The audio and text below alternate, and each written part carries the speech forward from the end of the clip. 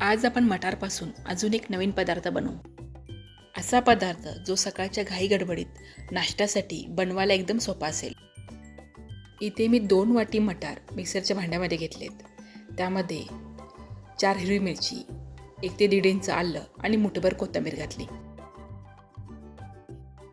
आता यामध्ये अर्धी वाटी पाणी घातलं आणि मिक्सरला याची एकदम बारीक पेस्ट बनवून घेतली. आता ही मटारची पेस्ट एका खोलगट भांड्यामध्ये काढून घेतली. आता या मटारच्या पेस्टमध्ये आपल्याला 1 वाटी बेसन आणि चवीनुसार मीठ घालायचे.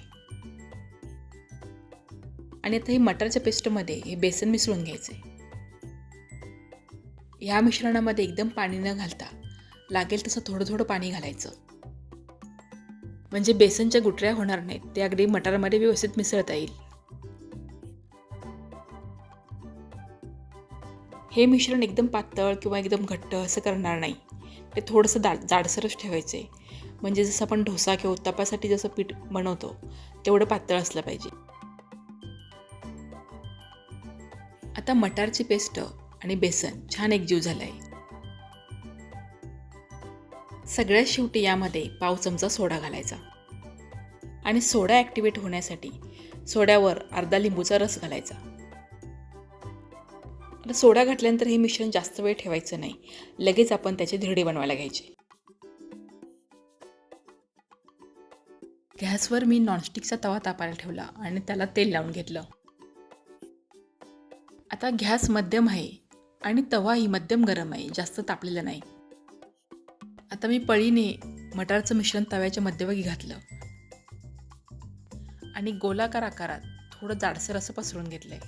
जसं आपण नेहमीचं धिरडं बनवतो ना, तेवढंच जाड बनवलंय, एकदम पातळ बनवलेलं नाही.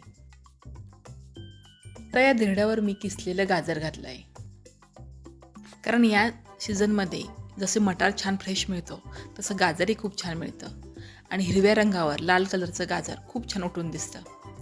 तुम्ही गाजराऐवजी बारीक किसून पनीर घालू शकता. आता वरची बाजू थोडीशी कोरडी झाली की त्यावर तेल सोडून घ्यायचं आणि गाजर चमच्याने चांगलं दाबून घ्यायचं, म्हणजे ते उलटं केल्यानंतर पडणार नाही.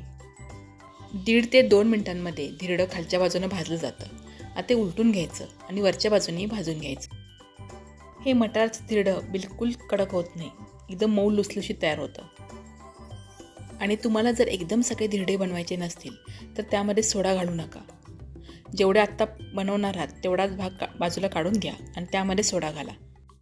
हे धिरडं तुम्ही हिरवी चटणी किंवा खोबऱ्याची चटणी याबरोबर खाऊ शकता. सकाळच्या घाई गडबडीमध्ये तेही करायला जमलं नाही तर सॉसबरोबर सुद्धा हे धिरडं खूप छान लागतं. मटारचं हे मऊ लुसलुशीत धिरडं एकदा नक्की बनवून पहा आणि तुम्हाला कसं वाटलं मला कमेंट करून सांगा.